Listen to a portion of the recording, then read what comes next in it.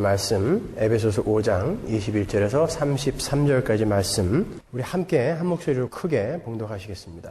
그리스도를 경외함으로 피차 복종하라. 아내들이여 자기 남편에게 복종하기를 주께 하듯 하라. 이는 남편이 아내의 머리됨이 그리스도께서 교회의 머리됨과 같음이니 그가 친히 몸의 구주시니라.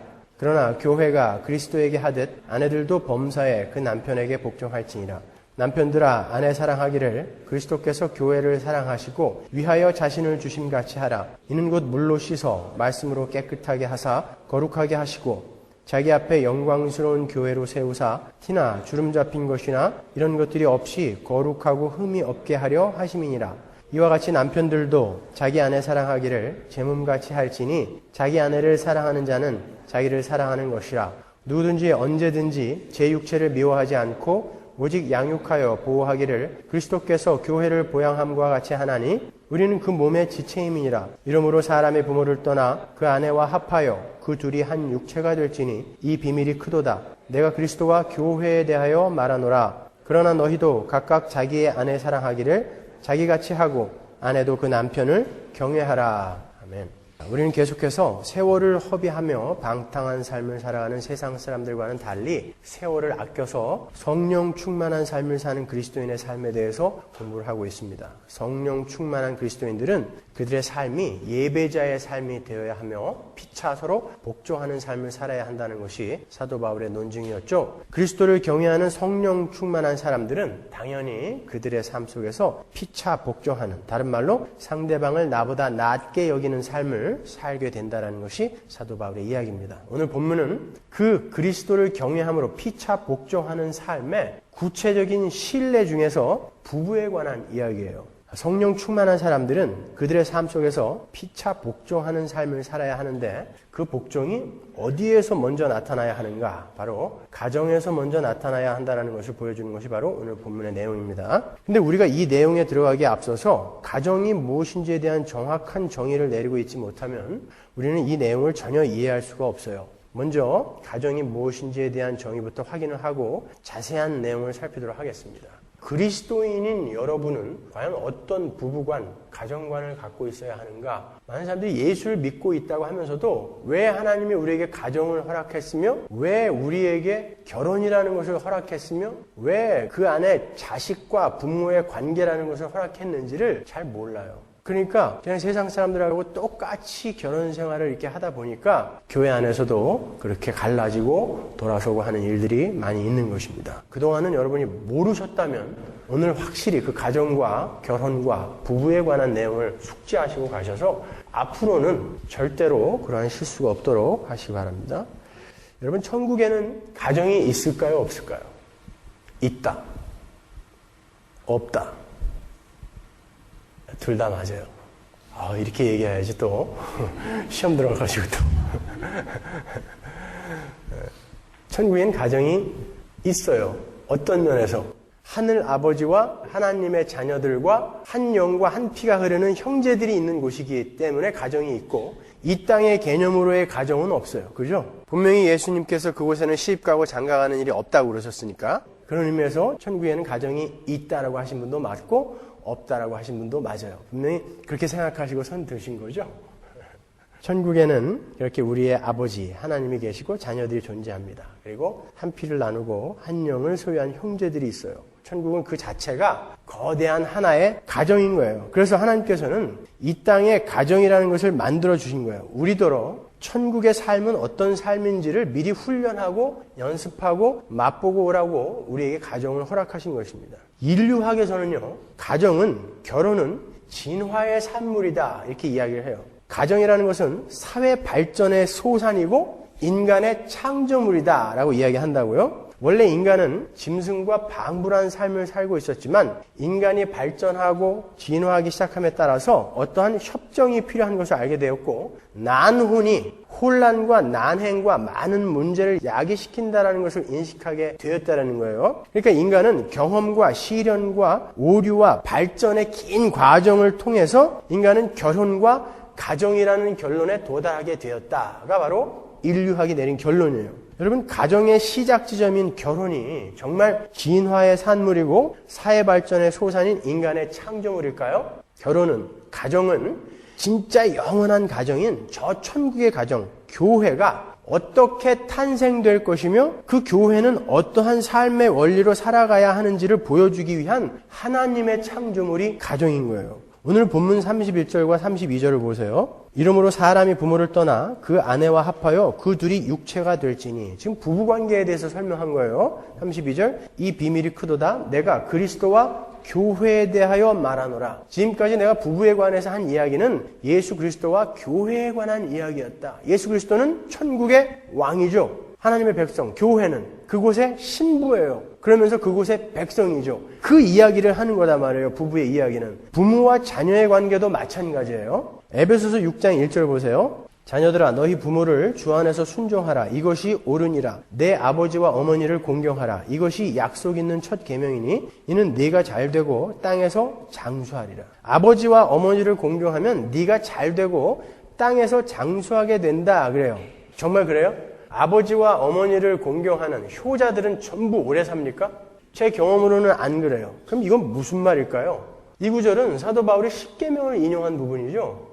십계명이 어디 나와요? 출애굽기 20장. 그죠? 출애굽기 20장 12절 보세요. 네 부모를 공경하라. 그리하면 너의 하나님 나 여호와가 네게 준 땅에서 내 생명이 길리라. 바로 여기 나오죠? 몇 번째 계명이죠? 5번째 계명이죠. 여러분 십계명은 다 외우세요. 저는 십계명을 이렇게 외워요. 하나, 한 분 하나님 이외에 다른 신을 섬기지 말라. 둘, 두 마음을 품고 우상을 섬기지 말라. 3, 삼과 여호와의 이름을 망령되이 일컫지 말라. 4, 사사로이 안식일을 범하지 말고 거룩하게 지켜라. 5, 오래 살려면 네 부모를 공경해라.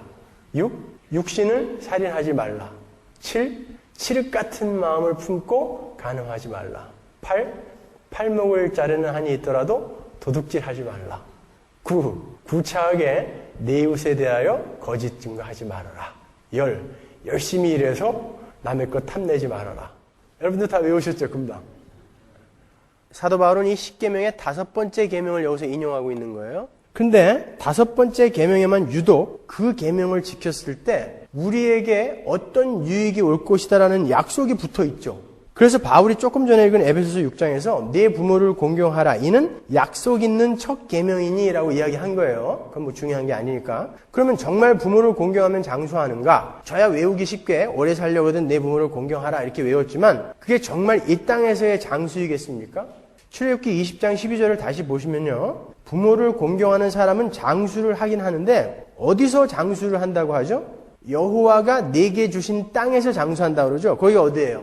가나안 땅이잖아요. 그 가나안 땅은 어디를 상징하고 있는 거예요?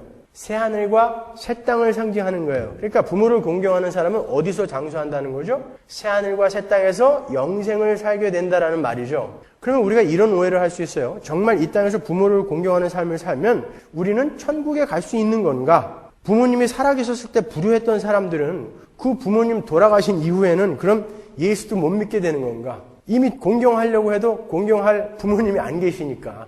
무슨 말일까요? 여기 여호와가 내게 주신 땅에서 주시다. 이 나탄이라는 동사는 분사예요. 그러니까 정확하게 번역을 하면 여호와가 지금 내게 주시고 계시는 땅이라는 말이에요. 이 말씀은 지금 이 땅에서도 그 천국의 땅이, 천국의 삶이 우리에게 주어지고 있다라는 뜻이에요. 정확하게 번역을 하면. 그러니까 그 천국에서 영원히 살게 될 그 삶을 지금 우리가 이 땅에서 조금씩 경험할 수 있다라는 이야기란 말이에요, 그게. 그게 어디냐? 바로 가정이라는 거예요. 우리는 가정에서 부모를 공경하면서 하나님만을 공경하고 하나님께 전적으로 순종하는 천국의 삶을 이 땅에서부터 살게 된다라는 것이 바로 네 부모를 공경하라. 그러면 하나님께서 내게 주시고 있는 땅에서 네 생명이 길리라 라는 구절의 진의인 거예요. 잠언에 비슷한 구절이 있어요. 잠언 3장 1절 보세요. 내 아들아 나의 법을 잊어버리지 말고 내 마음으로 나의 명령을 지키라. 그리하면 그것이 너로 장수하여 많은 해를 누리게 하며 평강을 더하게 하리라.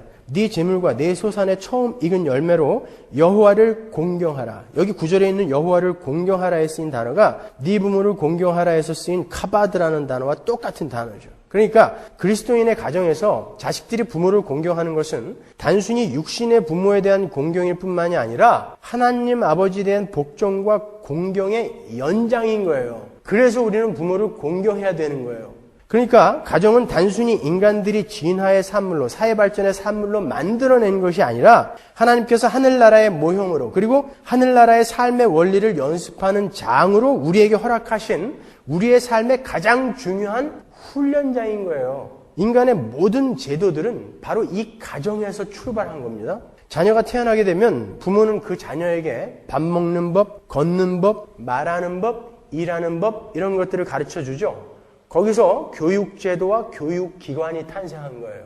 자녀가 병들었을 때 부모는 밤잠을 설쳐가면서 그 자녀의 회복을 위해서 온갖 노력을 다하죠. 거기서 의료기관과 의료제도가 출발한 거죠. 가정을 다스리는 아버지의 엄한 규율에서부터, 그 권위에서부터 족장정치, 부족정치, 군주제, 공화제, 민주주의 같은 정치가 나오게 된 거예요. 이렇게 가정은 모든 사회제도와 정치 사상의 근본 뿌리인 거예요. 그래서 가정이 그 존재의 목적과 가치를 잃고 타락을 하게 되면 모든 제도를 포함한 사회 전체가 타락을 하게 되는 거예요. 그만큼 가정은 소중히 지켜내야 할 하나님의 창조물인 것입니다. 그렇게 소중한 것이 가정이기 때문에 사탄은 그 가정을 제1의 공격 목표로 삼고 있는 거예요.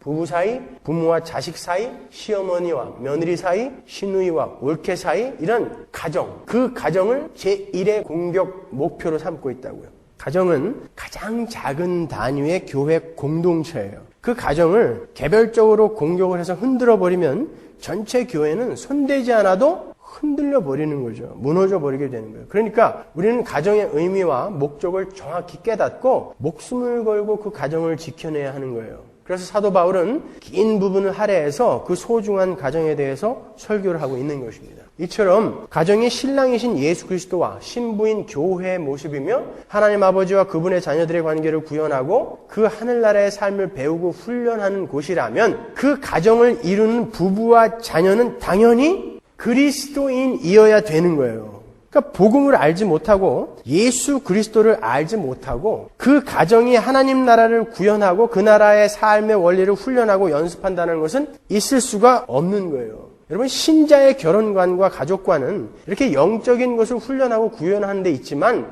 불신자의 결혼관은 어떻습니까? 불신자의 결혼관, 가정관은 어때요? 육적인 쾌락의 충족과 상대방을 통한 나의 필요의 충족, 나의 등에 짊어진 짐의 분배, 그런 것들이 불신자들의 가정관, 결혼관이에요. 그 둘이 만나서 결혼을 하게 되면 당연히 서로 바라보는 목표 지점이 다르기 때문에 계속 충돌을 할 수밖에 없는 거예요.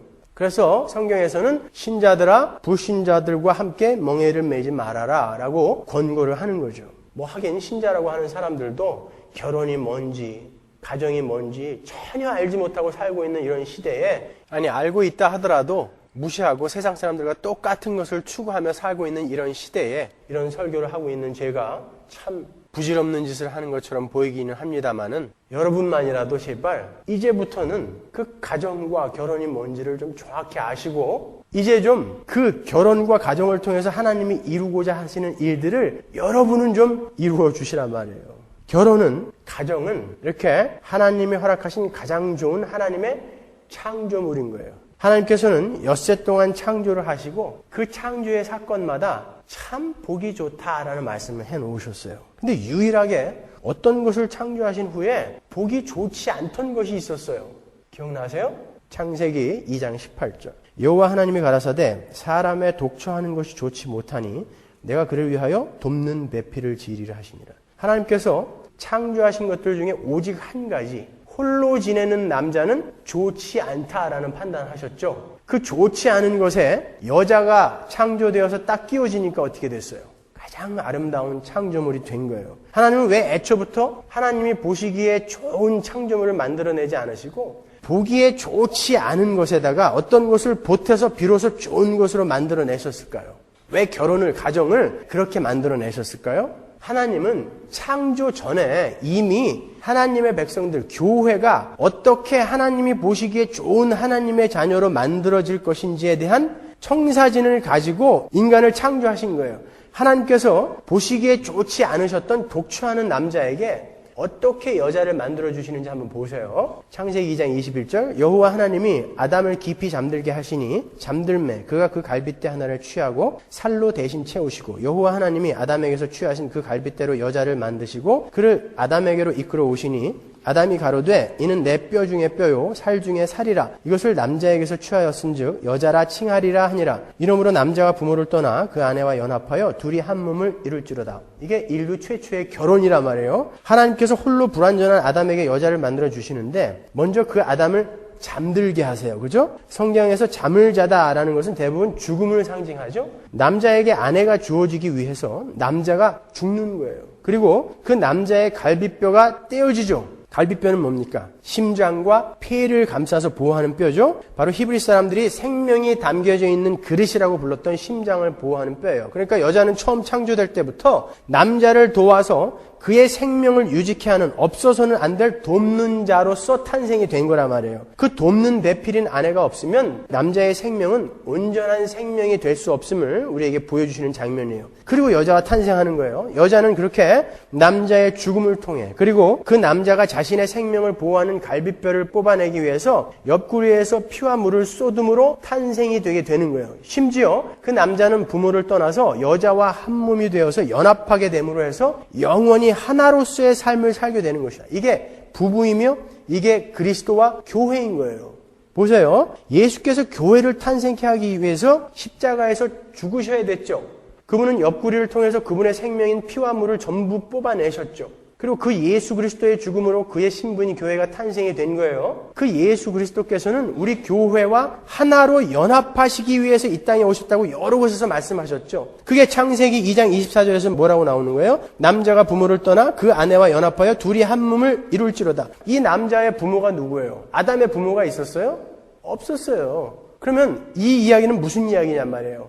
예수님이 아버지이신 하나님을 떠나서 교회를 탄생케 하기 위해서 이 땅에 오실 이야기를 미리 창세기부터 지금 설명하고 있는 거라는 얘기란 말이에요. 요한복음 17장 20절 보세요. 내가 비옵는 것은 이 사람들만 위함이 아니요 또 저희 말을 인하여 나를 믿는 사람들도 위함이니 아버지께서 내 안에 내가 아버지 안에 있는 것 같이 저희도 다 하나가 되어 우리 안에 있게 하사 세상으로 아버지께서 나를 보내신 것을 믿게 하옵소서. 예수님은 아담에게 있어서의 하와의 존재처럼 교회가 없이는 홀로 완전하지 않으시기로 하신 거예요. 그러니까 교회와 예수님은 이제 하나가 된 거예요. 예수님이 오셔서 이 땅에서 죽으심으로 해서 에베소서 1장 23절 보세요. 교회는 그의 몸이니 만물 안에서 만물을 충만케 하시는 자의 충만이니라. 교회는 만물을 충만케 하시는 자, 예수죠. 그 예수님의 충만이에요. 누가? 교회가 예수님의 충만이래요. 그러니까 교회가 없이 예수 그리스도는 홀로 충만할 수가 없는 분이라는 이야기죠. 우리 교회를 예수 그리스도를 머리로 한 지체로 그 예수 그리스도라는 머리에 붙여버리셨다는 거예요. 그러니까 우리가 떨어져 나가면 예수님은 괴기 영화에 나오는 괴물이 되는 거예요. 머리만 있는. 그러니까 우리가 존재해야 예수님은 충만한 분이 되시는 거예요. 그렇게 결혼을 우리에게 주신 거예요.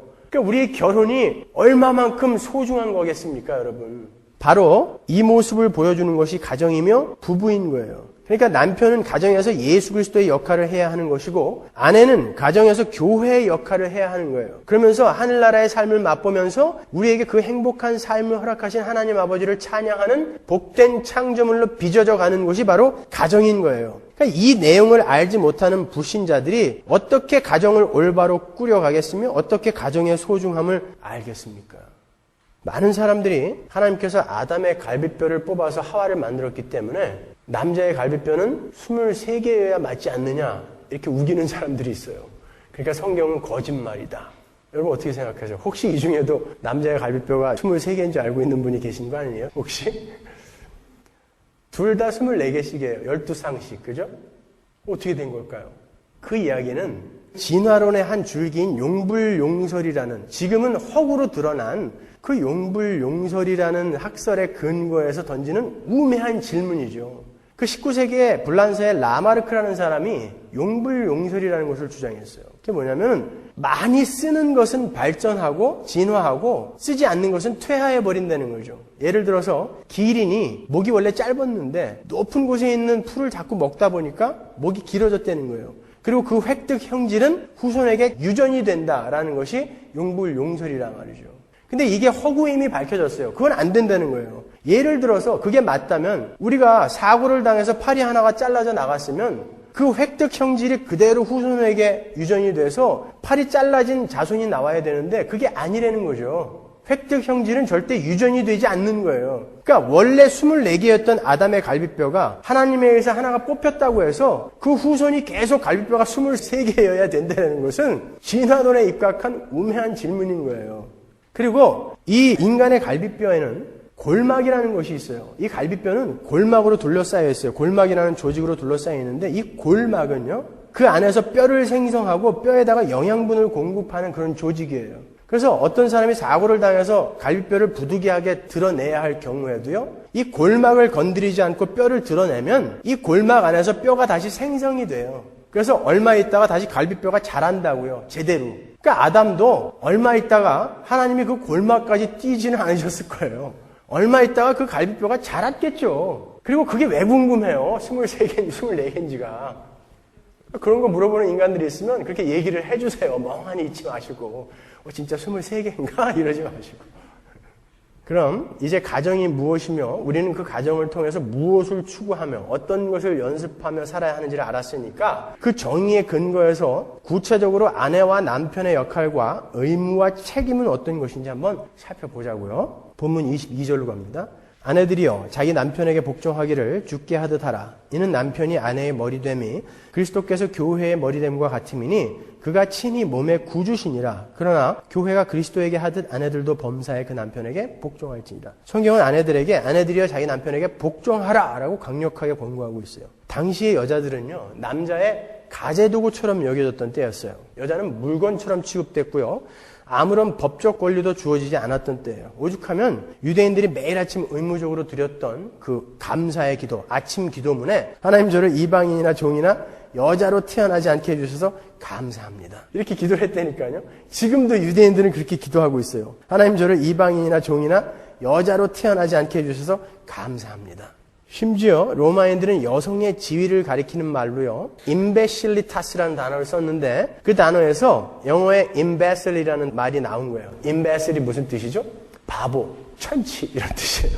그러니까 얼마나 여자들을 홀대했는지 아시겠죠? 당시에. 근데 거기에다가 사도 바울이 아내들이여 자기 남편에게 복종하라 라고 했단 말이에요. 그래서 이 말을 오해해서 많은 이들이 아내를 장악하고 억압하고 그 위에 폭군으로 군림하는 것을 핑계구절로 삼았었어요. 그러나 여기에 쓰인 복종하다, 휘포타소라는 이 단어는요, 단순히 굴종의 뜻을 가진 단어가 아니에요. 이 휘포타소라는 단어 안에 들어있는 탁시스라는 말은 질서라는 뜻이에요. 그러니까 사도 바울이 여기에서 하고 싶은 말은 아내들이여 질서를 위해 남편을 그 머리의 자리에 놓아두라 라는 뜻이란 말이에요. 막무가내의 굴종이나 예속, 종속의 뜻이 아닌 거예요. 갈라디아서 3장 28절 보시면 너희는 유대인이나 헬라인이나 종이나 자주자나 남자나 여자 없이 다 그리스도 예수 안에서 하나이니라. 보세요. 바울은 분명히 이렇게 갈라디아서에서 여자는 남자의 가제도구가 아니라 남자와 여자는 하나다, 동등한 존재다라고 강변하고 있다고요. 그럼에도 여자들에게 아내들이여 자기 남편에게 복종하라라고 말씀을 했을 때는 사도 바울은 여기서 어떤 메시지를 전하고 있다는 것을 우리가 알 수 있는 거예요. 고린도전서 11장 3절 보세요. 그러나 나는 너희가 알기를 원하노니 각 남자의 머리는 그리스도요 여자의 머리는 남자요 그리스도의 머리는 하나님이시니라. 남자가 여자에게서 난 것이 아니요 여자가 남자에게서 났으며, 맞죠? 창세기 이야기하는 거예요. 또 남자가 여자를 위하여 지음을 받지 아니하고 여자가 남자를 위하여 지음을 받은 것이니. 보세요. 여기 어떻게 위계 질서가 나타나고 있어요. 하나님, 그리스도, 남자, 여자 이렇게 위계 질서가 나타나고 있는 거예요. 이건 하나의 역할인 거예요. 여자는 남자의 갈비뼈에서 나왔기 때문에 여자의 머리는 남자다. 이렇게 창조의 순서, 그리고 하나님께서 매겨준 위계 질서에 의해서 여자는 남자에게 복종하라. 이런 뜻이란 말이에요. 디모데전서 2장 11절 보세요. 여자는 1절 순종함으로 종용히 배우라. 여자의 가르치는 것과 남자를 주관하는 것을 허락지 아니하노니 오직 종용할지니라. 이는 아담이 먼저 지음을 받고 이와가 그 후며 아담이 꾀임을 보지 아니하고 여자가 꾀임을 보아 죄에 빠졌음이니라. 자, 이 질서를 깨버린 것을 우리가 죄라고 부르는 거죠.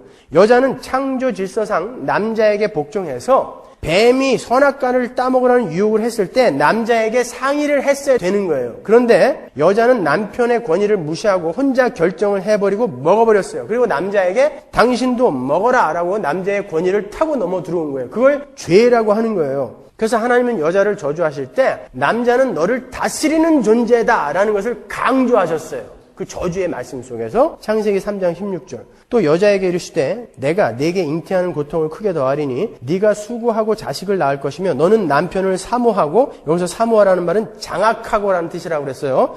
너는 남편을 장악하고, 지금 하와가 한 행동이 그거죠. 너는 남편을 장악하고 남편은 너를 다스릴 것이니라 하셨단 말이에요. 이 말씀은 하나님께서 여자에게 남편은 너를 다스리고 너는 남편에게 순종해야 하는 질서를 깨버렸기 때문에 너는 남편을 장악하려고 하고 남편은 너를 계속해서 다스리려고 하는 그 죄의 양상이 계속해서 타락한 인간들의 가정 속에 있게 될 것이다 라고 무서운 저주를 하시는 거예요. 그래서 세상의 가정들이 그렇게 혼란 속에 빠져 있는 거예요. 우리 성도들은 바로 그 죄에서 건짐을 받은 사람들인 것입니다. 그러므로 다시 태초의 질서를 회복한 모습으로 세상 속에 서야 하는 사람들인 거예요. 그래서 아내들은 창조의 질서상 먼저 창조된 남자에게 순종을 하는 삶을 살아야 하고, 남편들은 그 아내를 잘 다스리는 삶을 살아야 한다는 것이 오늘 본문에서 사도 바울이 말하려 하는 내용이에요. 이 복종은 조금 전에 말씀드렸듯이 단순한 굴종, 종속 이런 것들이 아니란 말이에요. 여자의 유익을 위해 남자에게 복종을 하도록 하나님이 만들어 놓으신 건데 이 인간들이 그걸 자꾸 깨버리고 있는 거예요. 지금도 실제로 해부학적으로도 남자가 여자보다 강하고 힘이 있게 만들어져 있어요. 그렇죠? 뭐 여성운동하는 사람들 얘기 들어보면 되게 웃겨요. 우리 남자 여자 동등하게 대접해달라. 그럼 니네들도 군대 가. 제가 그랬어요. 대학 다닐 때. 니들도 군대 가. 그래 무거운 거 있으면 왜 꼭 남자한테 들어달래? 니들이 다 들어. 그럼 역할이 있는 거 아니냐, 역할이. 근데 그런 거는 전부 남자한테 떠맡기고 다른 거 지들 좋은 것만 동등하게 해달래요. 그건 하나님의 창조 질서를 완전히 무시해버리는 거예요. 누가 월등하고 누가 열등하다는 의미가 아니에요. 이거는 하나님께서 그렇게 분담을 시켜서 역할을 주셨단 말이에요. 그래서 둘이 하나로 뭉쳐야 하나가 될 수 있게끔 역할을 각자에게 맡겨주셨다는 거지, 어떤 것이 열등한 힘이고 어떤 것이 우등한 힘이다 이런 것을 이야기하는 게 아니란 말이에요.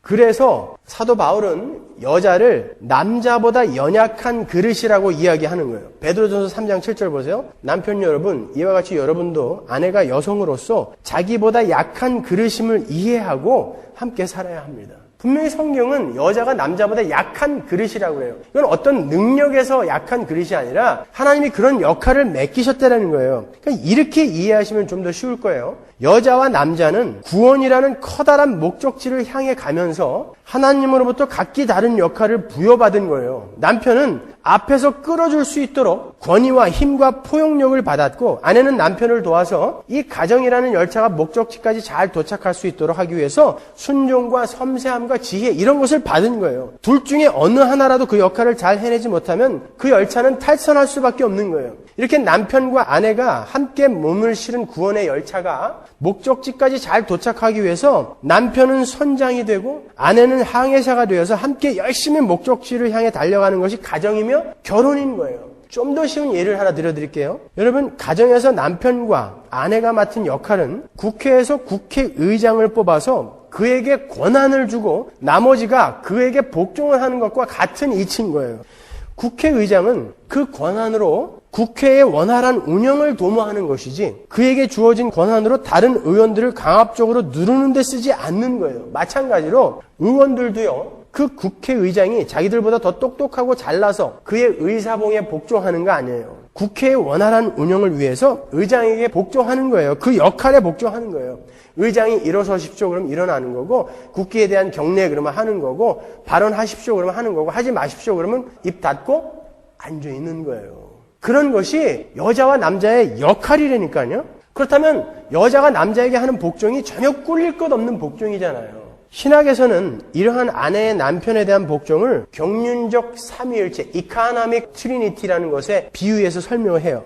여러분, 삼위의 하나님은 우열이 있으신 분이 아니에요. 그런데 하나님의 백성들의 구원이라는 그런 커다란 목적을 달성하기 위해서 성자 하나님께서 성부 하나님에게 자발적으로 복종을 하셨죠. 성령 하나님께서도 그 구원이라는 목적을 위해서 성자 하나님과 성부 하나님께 자발적인 복종을 하신 것을 우리가 경륜적 삼위일체라고 부르는데요. 남편과 아내의 역할 중에서 아내의 역할인 그 복종의 역할이 바로 그 성자 하나님과 성령 하나님의 복종과 같은 것이라고 설명을 한단 말이에요. 이해가 가시죠? 그러니까 어떠한 하나의 거대한 목적을 위해 여자에게 맡겨진 역할이 복종이며 순종인 거예요. 그러나 그것이 나중에 보시면 아시겠지만 여자에게 엄청난 유익인 거란 말이에요. 그리고 아울러 바울은 본문 23절에서 여자가 남자에게 순종해야 하는 이유를 이렇게 설명하고 있어요. 23절 보세요. 이는 남편이 아내의 머리됨이 그리스도께서 교회의 머리됨과 같음이니 그가 친히 몸의 구주시니라. 그리스도께서 교회의 머리됨과 같이 남편은 아내의 머리다 그래요. 그렇기 때문에 여자는 남자에게 복종해야 된다고요.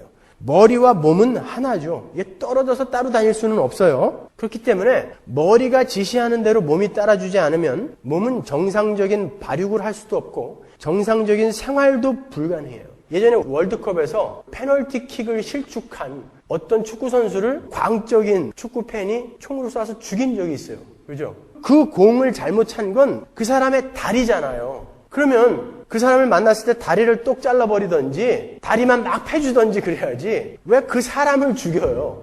다리와 나는 따로 떨어져서 생각되어질 수가 없는 거예요. 몸체와 머리는 따로 떨어져서 존재할 수도 없으며 생각되어질 수도 없는 거예요. 그것처럼 교회와 예수 그리스도는 하나가 되었고 아내와 남편도 마찬가지라는 거예요. 그렇기 때문에 이 머리가 요구하는 것을 이 몸이 따라주지 않으면 그걸 뭐라고 그래요? 뇌성마비라고 그러죠. 중풍이라고도 하고요. 그거 얼마나 처참해요, 여러분. 자기가 뇌에서 내려지는 명령이 몸으로 전달이 안 돼요. 그래서 뇌성마비 환자들은 밥을 먹을 때도 숟가락을 뜨면 숟가락이 자꾸 절로 가잖아요.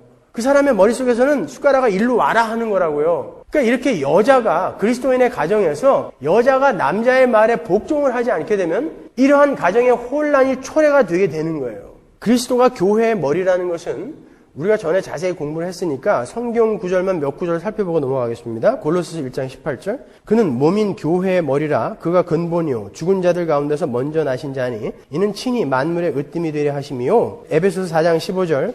오직 사랑 안에서 참된 것을 하여 범사에 그에게까지 자랄지라 그는 머리니 곧 그리스도라. 그에게서 온몸이 각 마디를 통하여 도움을 입음으로 연락하고 상합하여 각 지체의 분량대로 역사하여 그 몸을 자라게 하며 사랑 안에서 스스로 세우느니라. 여기 보세요. 우리 지체인 교회가 머리에 순종해야 하는 이유가 여기 나와요. 왜 우리가 머리이신 예수 그리스도께 복종해야 된다고 그러죠? 우리는 그 머리의 뜻에 순종함으로 해서 자라나게 된다 그러는 거예요.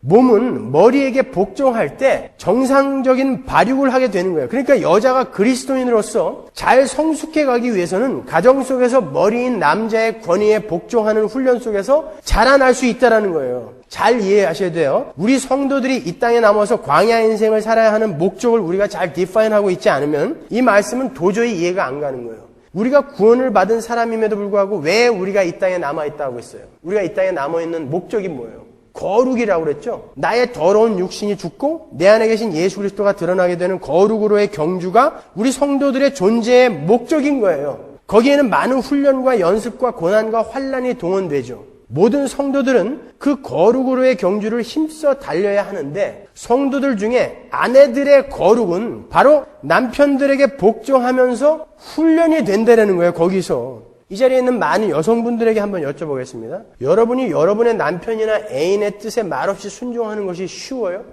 어렵죠. 하와처럼 남자가 내 말에 복종해 주었으면 좋겠죠. 그게 죄의 잔재라는 거예요. 여러분이 거기에서 벗어나지 못하면 여러분은 절대 행복한 가정생활을 영위할 수가 없어요. 절대 아내는 남편의 권위를 타고 넘어가면 안 돼요. 그럼 절대 성숙할 수가 없다라는 거예요. 이 성경의 말씀은. 아내는 그 머리에게 복종할 때 자라게 된다라고 이야기하는 거예요. 왜 현대사회를 절대 권위가 상실된 시대라고 부르는지 아십니까? 얼마 전에 어떤 중학생 녀석이 담임선생님이 종례를 길게 한다고 담임선생님을 두드려 패고 그 담임선생님이 쓰러져 있는 거를 발로 계속 차가지고 담임선생님이 입원한 사건이 있었어요. 한국에서. 왜 이런 권위의 상실이 일어납니까? 예전에 몇 년 전에 전 미국을 떠들썩하게 했던 에릭과 라일이라는 그 10대 형제가 일으킨 엽기적인 살인사건을 기억하세요? 자기의 부모님을 권총으로 쏴 죽이고 강도로 위장한 사건이었어요. 그 어린 녀석들이 부모를 죽인 이유는 단지 부모의 유산을 조금 더 일찍 받아서 자기들 마음대로 쓰고 싶은 그 이유였어요. 그때 그놈들이 14살, 15살 그랬다고요. 그리고는 1,400만 불을 유산으로 상속받아가지고 바로 라스베가스로 가서 몇 달 만에 수백만 불을 탕진하는 그런 아주 못된 짓을 했죠. 그 중에 동생이 카운셀러하고 상담을 하다가 그 이야기를 털어놓음으로 해서 이게 세상에 이제 밝혀졌어요. 근데 이들이 그 많은 돈으로 좋은 변호사를 샀어요. 그 변호사가 이들하고 상의를 해서 어떻게 몰고 갔냐면 그 아버지가 동성연애자여서 어려서부터 자기들을 계속 성폭행하는 바람에 자기들이 죽였다 이렇게 몰고 간 거죠. 그래갖고 배심원들이 무죄 판결을 내렸어요. 그날 그들이 바로 다시 라스베가스로 떠났다고요. 왜 이런 일이 일어날까요, 여러분? 자기의 유익을 위해서는 언제든지 아버지를 죽여버릴 수 있는 시대. 그리고 자기의 명예를 위해서 언제든지 아버지를 동성애자로 몰아세울 수 있는 이 시대가 어떻게 초래된 거예요? 아주 간단해요. 가정에서 어머니들이 아이들이 보는 앞에서 그 집안의 권위자인 아버지를 수시로 무시하고 멸시해왔기 때문에 그러는 거예요. 아이들은 그러한 모습을 보면서 어떠한 권위로부터의 보호라든지 권위에 대한 경외심을 상실해버려요. 그 권위에 대한 기대를 상실해버려요. 저렇게 매일매일 엄마에게 당하기만 하는 그 권위가 어떻게 나를 보호하겠는가? 그렇다면 나는 누구로부터 보호를 받을 수 있는 거지? 그리고는 급기야 나를 지키고 보호해 줄 수 있는 것은 나 자신뿐이구나. 그리고 세상 사람들이 추구하는 그 힘을 얻는 것이 유일한 나의 보호막이구나 라는 판단을 내리게 된다고요. 그렇게 되면 아이들은 바로 폭력적이 되는 거예요. 그리고 그 상위 권위자에 대한 예의를 상실하게 되는 것이고 결국은 내가 나를 보호하기 위해서 부모도 그게 부모일지라도 언제든지 죽여버릴 수 있는 잔혹한 자가 되는 거예요. 왜? 그 가정에 유일하게 하나님이 세워놓으신 그 권위자가 어머니에 의해서 무참하게 묵사발이 되어버렸기 때문에 아이들은 권위라는 것에 대해서 인식을 할 수가 없는 거예요. 이렇게 가정이 성경이 말하는 그 질서 안에서 벗어나게 될 때 사회는 그렇게 처참하게 변해버리는 거예요. 거기에는 남자들의 책임도 있죠. 남자들은 그들의 게으름 때문에 마땅히 가정의 권위자로서 자신이 해야 할 일을 수행하지 않고 아내에게 떠맡겨버리는 일이 비일비재해요. 아이들을 통솔하고 아내를 이끌고 하는 것을 아내에게 맡겨버리고 자기는 밤마다 그냥 술이나 마시고 늦게 들어온다든지 일찍 들어와도 텔레비나 보다가 그냥 자버린다든지 이렇게 가정의 권위자로서의 역할을 스스로 포기해버리는 경우가 많기 때문에 이렇게 사회 전반에 걸쳐서 권위에 대한 기대나 경외가 상실되어 버린 거예요. 그러니까 어머니와 아버지가 성경이 요구하는 그 질서 속에 바로 서지 못하면 아이들이 절대 바로 설 수가 없어요. 전부 여러분 책임인 거예요, 그건요.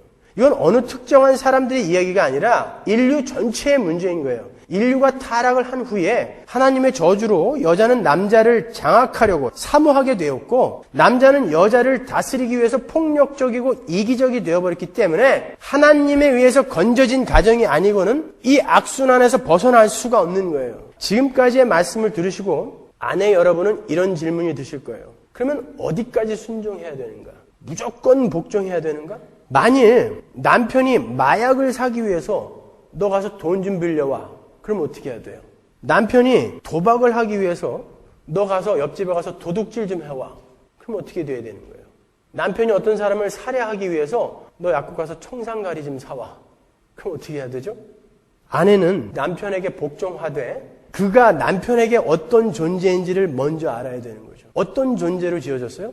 돕는 배필로 지어진 거예요. 아내는 남편에게 순종함으로 해서 남편을 도와서 도달해야 하는 목적지가 있어요. 그게 어디죠? 거룩이라니까요. 만일 아내가 판단하기를 내가 지금 이 남편의 뜻에 복종을 하게 되면 우리 남편의 거룩에 도움이 될 것이다 라고 판단이 되면 무조건 복종하셔야 되는 거예요. 그거는. 그런데 아무리 좋은 일이라 할지라도 이것이 나의 남편의 거룩에 오히려 해가 될 것이다 하면은 여자는 돕는 배필이기 때문에 남편을 도와 그것을 거절해버려야 되는 거죠. 두 번째로 남편이 자기와 예수 그리스도와의 관계를 저해하도록 내버려 두어서는 안 돼요. 신앙의 문제에 있어서만큼은 목에 칼이 들어와도 단호하게 거절해야 되는 거죠. 양보하시면 안 되는 거예요. 자신의 신앙생활을 침범하는 요구를 했을 때는 단호하게 거절할 줄 아는 것이 진정한 돕는 배필의 복종인 거예요. 만일 여러분 중에 믿지 않는 남편 때문에 고통을 받고 있는 분들이 계시다면 여러분은 그 남편의 구원을 위해서 하나님께 택함을 받은 사람이라는 사명감을 가지고 사셔야 되는 거예요. 다른 데 선교 갈 생각하지 마시고 그 남편의 구원에 총력을 기울이셔야 되는 거예요.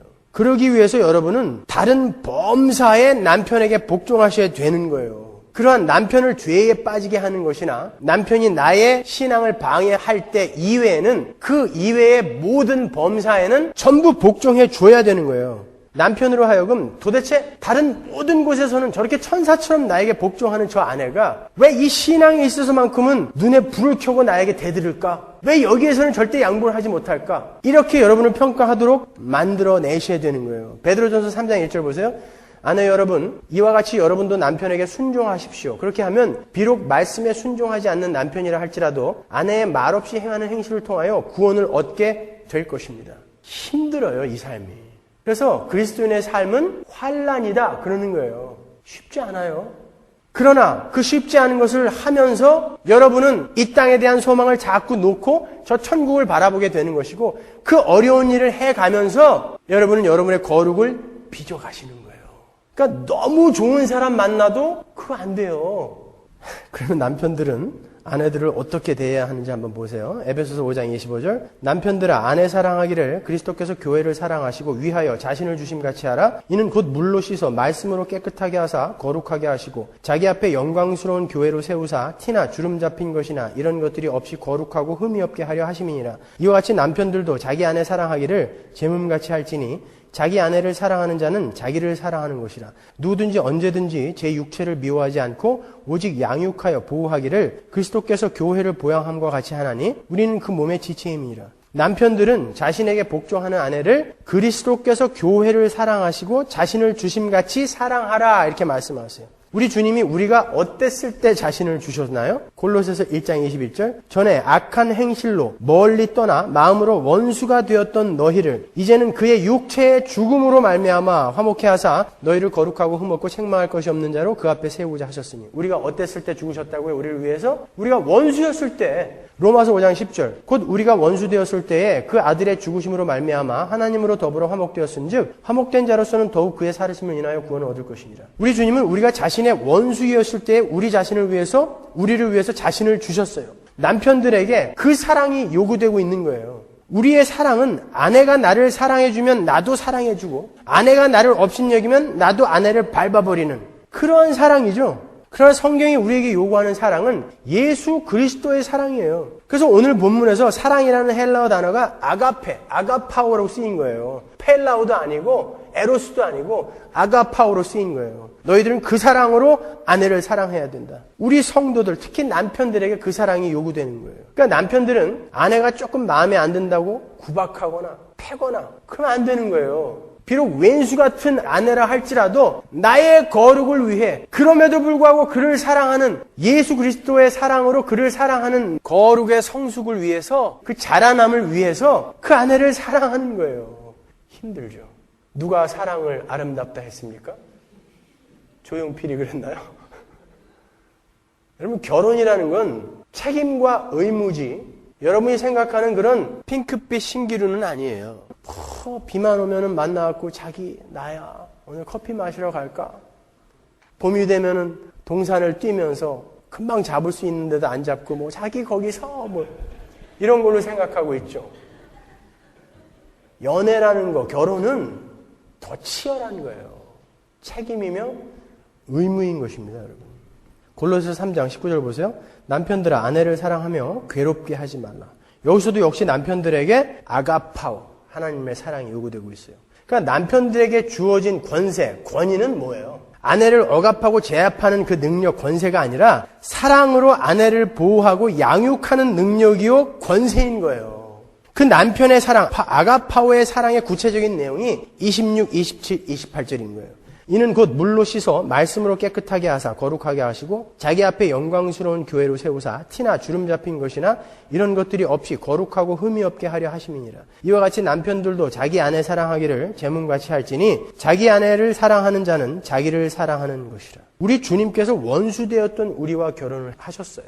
결혼을 하시고 난 다음에 어떻게 하셨어요? 결혼하고 그냥 끝인가요? 오늘 본문에 뭐라고 나와요? 결혼을 하신 후에 신부를 위해 뭘 하셨다고 나옵니까? 그 신부를 물로 씻어서 말씀으로 깨끗하게 하시고 거룩하게 하시고 티나 주름 잡힌 것이 없는 아름다운 신부로 만드시는 일을 지금도 계속 하고 계시는 거예요. 남편의 역할이 그거예요. 아내를 어떻게 하는 거예요? 아내를 티나 주름 잡힌 것이 없는 아름다운 하나님의 자녀로 만들어가는 그 역할이 남편에게 주어진 거예요. 거기에 쓰라고 권세를 준 거고요. 그 권세로 남편이 아내를 만들어가라고 아내에게 복종하라라는 명령이 주어진 거고요. 아시겠습니까? 이 결혼에 대한 데피니션, 이 가정에 대한 데피니션이 정확히 내려지지 않은 사람들은 절대 올바른 가정생활을 할 수 없어요. 자식들 바로 키울 수 없어요. 공부 잘해서 하버드는 갈 수 있을지 몰라도 그 아이들이 이 사회의 소금과 빛이 될 수가 없어요. 그만큼 우리가 살아내야 하는 삶이라는 것은 무겁고 힘든 거예요. 교회는 지금 남편이신 신랑이신 예수 그리스도에 의해서 주름 잡힌 것이 없고 티가 없고 흠이 없는 자로 만들어져 가는 거예요. 우리가 주름 잡힌 것이 없다는 건 뭐죠? 티나 흠이 없는 것은 알지만 여러분이 얼굴에 있는 이 주름살, 노화, 퇴화, 늙음, 사망, 이걸 상징하는 게 주름 잡힌 거예요. 그것이 없이 정말 아름답고 깨끗한 하나님의 싱싱한 하나님의 자녀로 만들어내는 것이 남편의 역할이라니까요. 그래서 시편 110편에 하나님의 권능의 날에 새벽 이슬 같은 주의 청년들이 나오는도다 그러는 거예요. 그 무슨 청년 전도할 때 쓰는 말 아니에요, 그거. 우리는 이렇게 늙고 후패되어져 가지만 나중에 하나님 앞에 섰을 때는 주름 잡힌 거, 흠 있는 거, 티가 하나도 없이 그 싱싱한 청년의 모습으로 서게 된다. 이게 새벽 이슬 같은 청년이에요. 얼굴만 팽팽하다고 새벽 이슬이에요? 절대 누구를 인신공격하는 거 아니에요, 이거. 신앙이 좋아야 새벽 이슬이에요. 남편은 바로 아내를 그렇게 새벽 이슬 같은 아름다운 존재로 만들어가는 존재예요. 디도서 2장 14절 보세요. 그가 우리를 대신하여 자신을 주심은 모든 불법에서 우리를 구속하시고 우리를 깨끗하게 하사 선한 일에 열심하는 친백성이 되게 하려 하십니다. 바로 이것이 가정 속에서의 남편의 임무인 거예요. 깨끗하게 하시고 선한 일에 열심하는 아내를 만들어내는 그게 남편의 권위요 권세라니까요. 거기에 필요한 게 주가 하신 그 사랑이고요. 그러니까 남편이 남편으로서 아비로서 사는 게 얼마나 힘들어요. 에베소서 4장 13절 우리가 다 하나님의 아들을 믿는 것과 아는 일에 하나가 되어 온전한 사람을 이루어 그리스도의 장성한 분량이 충만한 데까지 이르리니 이는 우리가 이제부터 어린아이가 되지 아니하여 사람의 괴술과 간사한 유혹에 빠져 모든 교훈의 풍조에 밀려 요동치 않게 하려 함이라. 오직 사랑 안에서 참된 것을 하여 범사에 그에게까지 자랄지라. 그는 머리니 곧 그리스도시라. 괜히 이렇게 구원받은 걸로 끝나는 게 아니라 자라야 한다니까요. 그 일을 우리 안에 계신 예수 그리스도께서 하고 계시는 것이고 남편들은 바로 아내에게 그 역할을 하라라는 게 오늘 본문의 이야기인 거예요. 그래서 23절에 남편들을 아내의 구주라고까지 이야기하는 거예요. 23절 보세요. 이는 남편이 아내의 머리됨이 그리스도께서 교회의 머리됨과 같음이니 그가 친히 몸의 구주시니라. 여기서 구주라는 말은 구세주라는 말이 아니에요. 성경에서는 구주라는 말이 좀 더 광의의 뜻으로 쓰이죠. 디모데전서 4장 10절 이를 위하여 우리가 수고하고 진력하는 것은 우리의 소망을 살아계신 하나님께 두미니 곧 모든 사람 특히 믿는 자들의 구주시라. 이걸 헬라어 원어대로 번역을 하면 하나님은 모든 사람의 구주시다. 그리고 특히 믿는 자들의 구주시다. 이런 뜻이에요. 이것을 잘못 해석하면 보편 구원론자들의 주장처럼 하나님은 모든 사람들의 구세주가 되신다라고 해석을 할 수가 있어요. 그러나 여기서의 구주는 보호자, preserver를 의미하는 거예요. 그러니까 이런 의미에서 구주죠. 마태복음 5장 45절 이같이 한즉 하늘에 계신 너희 아버지의 아들이 되리니 이는 하나님이 그 해를 악인과 선인에게 비추게 하시며 비를 의로운 자와 불의한 자에게 내리우심이니라. 이렇게 우리 하나님은 악인과 선인 할 것 없이 모두를 보호하고 지키시죠. 마찬가지로 남편은 아내를 보호하고 지키며 길러주는 사람이라는 뜻에서 남편은 아내의 구주라는 말이 등장하는 거예요. 하나님은 믿지 않는 자들도 보호하시고 지키시잖아요. 언제까지? 마지막 하나님의 백성이 하나님께 돌아올 때까지 하나님은 하나님의 권능의 손으로 우주를 잡고 계시다고요. 그걸 놓는 순간 우주를 잡고 있는 자연의 법칙은 팡 끊어져 버리는 것이고 우주는 멸망하게 되는 것이죠. 그러한 의미에서 지키고 보호한다라는 의미에서 하나님은 모든 것들의 구주라고 이야기하는 것이고 남편이 아내의 구주라고 이야기하는 거예요. 28절과 29절을 보시면 그 부분이 조금 더 이해가 쉬우실 거예요. 28절. 이와 같이 남편들도 자기 아내 사랑하기를 제 몸같이 할지니 자기 아내를 사랑하는 자는 자기를 사랑하는 것이라. 누구든지 언제든지 제 육체를 미워하지 않고 오직 양육하여 보호하기를 그리스도께서 교회를 보양함과 같이 하나니. 사람들이 자기 몸을 얼마나 아껴요. 아내는 그렇게 자기 몸을 아끼듯이 아껴야 하는 존재라는 거예요. 여기서 자기 몸처럼이라는 번역은 조금 부족한 번역이에요. 정확하게 번역을 하면 자기 몸처럼이 아니라 자기 몸이니라는 뜻이에요. 그러니까 28절은 이런 뜻이죠. 남편들도 자기 아내를 사랑해야 한다. 그것은 아내가 남편 자신의 몸이기 때문이다. 이게 더 제대로 된 번역인 거예요. 여기에서 자기 아내, 헤 아우톤 구나이카스라는 말은 자기 자신인 아내 이런 뜻이에요. 자기 자신인 아내. 아내와 나는 한 몸이라는 거예요. 그래서 한국 사람들도 사랑하는 사람들한테 자기 이렇게 부르죠. 그 뜻을 알고나 부르는 건지 모르겠어요. 이 사랑하는 상대방은 자기라는 거예요. 그게 자기라고요. 자기. 그래서 자기 아내, 헤 아우톤 구나이카스라는 말을 쓰는 거예요. 그러니까 가정이라는 것은 그저 외로운 남자와 여자가 만나서 자기의 필요를 상대방에게서 찾는 그런 단순한 것이 아닌 거예요. 남편들의 역할은 이토록 중요한 것입니다. 근데 어떻게 된 게 예배당 안에 남자들은 없고 전부 여자들만 이렇게 앉아갖고 한숨만 쉬고 있냐고요. 이러니 세상이 제대로 돌아갈 리가 있습니까? 그러니까 여러분 더 열심히 기도하셔야 돼요. 보세요. 저렇게 그냥 헛웃음을 웃잖아요. 기가 막히다. 그 웃음 속에서 기가 막히다 이런 이해가 들리지 않으세요? 이게 기가 막힌 거예요. 그러니까 여자분들은 딴 거 할 게 아니라 남자들을, 자기 애인, 남편들을 바른 신앙 안에 세우는데 전력을 다해야 되는 거예요. 그게 제일 중요한 거라니까요. 오히려 남자들 꼬셔가지고 오늘은 교회 가지 말고 밥이나 먹으러 가자. 언젠간 자기가 그대로 다 돌려받을 거예요. 자기하고 자기 자식이 그대로 다 돌려받을 거예요. 우리는 게으를 틈이 없어요. 우리는 어떤 의미에서 우리의 인생을 책임과 의무로 떠맡은 거예요. 여러분들은 단순히 즐기라고 주어진 거 아니라니까요. 그래서 힘이 든 거예요. 그래서 여러분에게 게으르지 말라고 하는 거예요. 세상에 딱 나흘, 그 잠 한두 시간 줄이는 게 그렇게 힘들어요? 우리 청년들 한번 물어봅시다. 누구는 죽을 때까지 매일 하는 사람도 있는데, 딱 나흘, 청년들 새벽 기도 좀 나와라 하는데, 그거 딱 잠 1시간, 1시간 반 줄이는 게 그렇게 힘들어요? 저는 그렇게 믿어도 천국 갈 수 있다면 참 좋겠어요. 하나님께 그렇게 기도해요. 그렇게 믿어서 천국 갈 수 있다면 저도 그렇게 가고 싶어요. 그냥 게으르게 자기가 하고 싶은 거 다 하면서 선선히 가도 천국 갈 수 있다면 저도 그렇게 가고 싶다니까요. 쉽게. 그런 정신 가지고 사회생활은 제대로 할 수 있겠습니까? 신앙에는 좀 더 적극적인 열심이 필요한 거예요. 부지런함이 필요한 거예요. 그래서 하나님도 너희들 부지런히 이루어가라 그런 거예요. 게으르지 말아라. 부지런히 이루어가라 그러는 거예요. 자기가 해야 할 일은 하나도 안 하고 있으면서 세상만 탓하고 있어. 나는 왜 이런 곳에 태어났어? 왜 이런 집구석에 태어났어? 그러면 그 집구석을 빛으로 횃불로 만들 생각은 왜 안 해요? 자기가. 언제까지 부모 탓만 하고 있을 거예요? 언제까지 옛날에 헤어진 남편 탓만 하고 있을 겁니까? 언제까지 옛날에 헤어진 그 표독스러운 아내의 욕만 하고 있을 거예요? 이제 알았으면 자기가 부지런을 내야죠. 정말 모르겠어요. 무슨 생각들을 하고 사시는 건지 저는 도대체 진짜 모르겠어요. 진짜 오늘 예수가 오신다라는 생각을 한 번이라도 해보는 분들인지 저는 모르겠어요.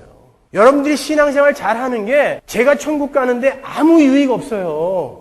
이 교회 사람들이 다 나가고 여러분들이 제 월급을 못 준다 해도 제가 먹고 사는 거에 전혀 지장받지 않는 사람이에요, 저요. 그런데도 불구하고 제가 여러분들에게 이렇게 여러분들이 기분 나빠할 것 알면서도 매일매일 매시간 이렇게 여러분의 열심을 강조할 때는 뭐가 이유가 있을 거 아닙니까? 그런데도 그게 그렇게 안 돼요?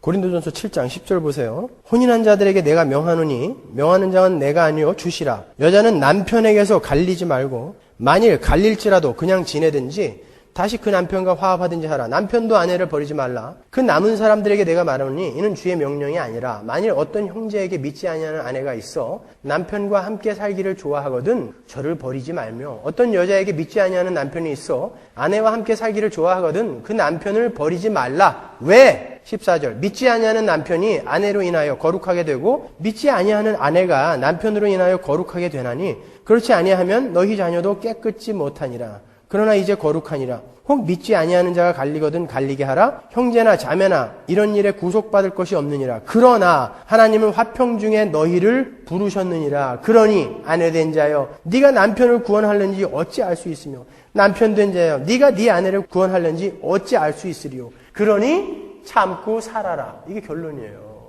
이렇게 남편은 아내를, 아내는 남편을 하나님의 거룩한 자녀로 성숙시켜야 하는 의무와 책임이 있는 사람들이에요. 그러니까 힘드시더라도 그 책임과 의무를 잘 하십시오. 여러분, 우리는 순교를 각오한 사람들 아닙니까? 순교라는 것은 공산국가나 이슬람 국가에 가서 전도하다가 죽는 것만 순교가 아니에요. 어떤 면에 있어서는 가정에서 자신의 자리를 묵묵히 지켜내는 것이 더 힘든 순교일 수 있는 거예요. 그래서 이제 이렇게 복음을 알게 된 그리스도인들에게 있어서는 이혼은 절대 불가한 것이에요. 참고 또 참았는데도 상대방에 의해서 버림을 받았으면 몰라요. 그건 괜찮다 그러죠, 바울도. 그러나 자기가 앞장서서 나 도대체 힘들어서 못 살겠어, 이거는 안 된다라는 거예요. 그것은 자신에게 부여된 책임과 의무를 회피하는 거라는 말이죠. 예전에도 말씀드렸지만 요한 웨슬레의 아내가 세대 3대 악처 중에 하나예요. 요한 웨슬레가 그렇게 전도를 하러 다니고 그렇게 많은 사람들에게 하나님을 전하러 다닐 때 이 사람이 복음을 전하고 들어오면 이 아내가 머리끄댕이를 끌고 도서관을 그 사람들이 보는 앞에서 질질질질 끌고 다녔대요. 너나 잘해. 너는 네 마누라에게 이렇게 독수공방 오래 시키고 네 자식들 돌보지도 않고 복음만 전하면 다야? 그랬다는 거죠. 근데 이 여자가 먼저 죽었어요. 그때 요한 웨슬레가 남긴 유명한 말이 있죠. 당신이 평생 내 가슴에 꽂은 비수를 지금부터 하나하나 뽑는다면 내가 죽을 때까지 다 못 뽑을 것이다. 그러나 당신은 하나님이 나에게 주신 선물이었다. 참은 거예요. 머리끄댕이 끌고 가도 그래 참은 거예요. 야 조금만. 야 이거 다 뽑힌다. 이러면서. 그러니까 여러분 신앙생활이 쉽겠습니까? 어려워요. 그래서 신앙생활 오래 한 사람들은 속을 갈라보면은 시커멓게 다 타 있대요. 믿거나 말거나. 그게 신앙이에요.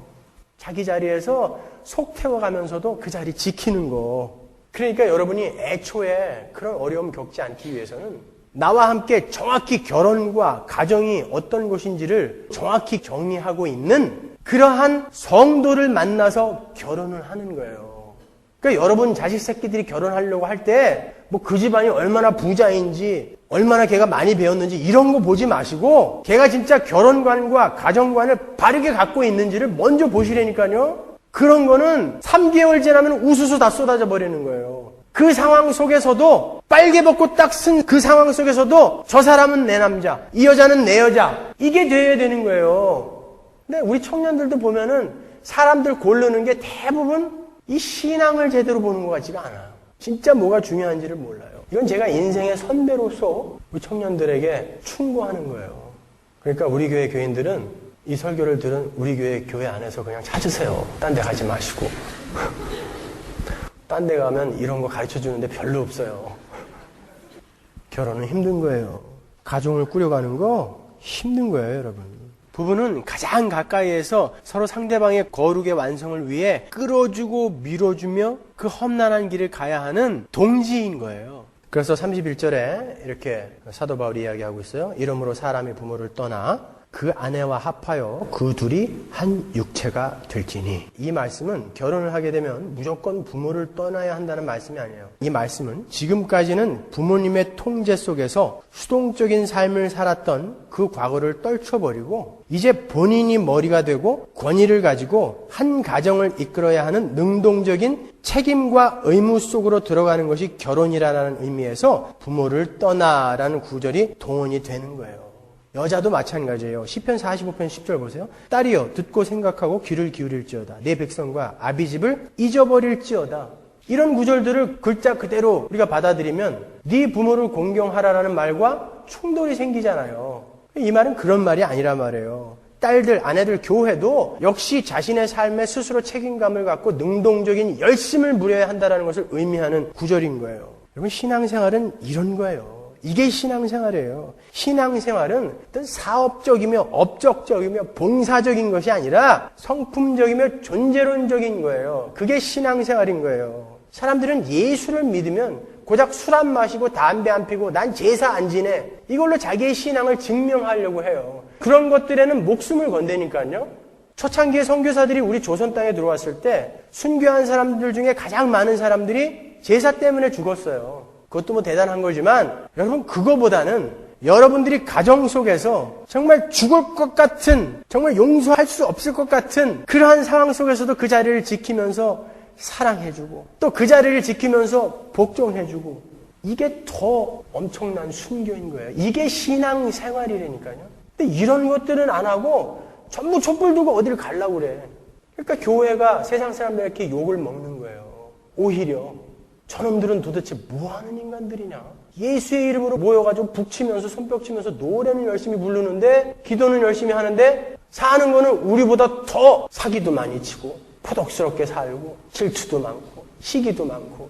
그럼 그게 뭐냐 말이에요. 결론을 짓겠습니다. 올바른 가정이란 무엇이냐. 올바른 신앙 위에 서 있는 그 가정의 남편은 바른 목표 지점을 세우고 연약한 아내가 낙오하지 않도록 그 아내를 말씀으로 이끌며 그 아내가 점도 없고 흠도 없는 주름도 없는 아름다운 하나님의 자녀가 될 때까지 인내하며 사랑으로 이끌어야 하는 것이며 아내는 그 남편을 도와서 남편의 말에 복종하고 그 권위를 인정해주며 함께 손을 잡고 그리스도 안에서 멋지게 자라나는 것이 하나님이 허락하신 가정인 거예요. 그 가정을 회복하세요. 결론적으로 베드로전서 3장을 읽고 마치겠습니다. 베드로전서 3장 1절 우리 함께 한 목소리로 읽죠. 아내 여러분, 이와 같이 여러분도 남편에게 순종하십시오. 그렇게 하면 비록 말씀에 순종하지 않는 남편이라 할지라도 아내의 말없이 행하는 행실을 통하여 구원을 얻게 될 것입니다. 그들은 여러분의 경건하고 순결한 행실을 지켜보고 있습니다. 여러분은 머리를 치장하거나 금부치를 달거나 옷을 차려입거나 하는 거치장을 하지 말고 썩지 않는 온유하고 정숙한 마음으로 속사람을 단장하도록 하십시오. 이것이 하나님께서 보시기에 값진 것입니다. 전에 하나님께 소망을 두고 살던 거룩한 여인들도 이와 같이 자기를 단장하고 자기의 남편에게 순종하였습니다. 마치 사라가 아브라함을 주인이라고 부르면서 그에게 순종한 것과 같습니다. 여러분도 선을 행하고 아무리 놀랄 만한 일에도 무서워하지 않으면 사라의 딸들이 될 것입니다. 남편 여러분, 이와 같이 여러분도 아내가 여성으로서 자기보다 약한 그릇임을 이해하고 함께 살아야 합니다. 그리고 생명의 은혜를 함께 상속받을 사람으로 알고 존중하십시오. 그렇게 해야 여러분의 기도가 막히지 않을 것입니다. 마지막으로 말합니다. 여러분은 모두 한 마음을 품으며 서로 동정하며 서로 사랑하며 자비를 베풀며 겸손하십시오. 기도하겠습니다.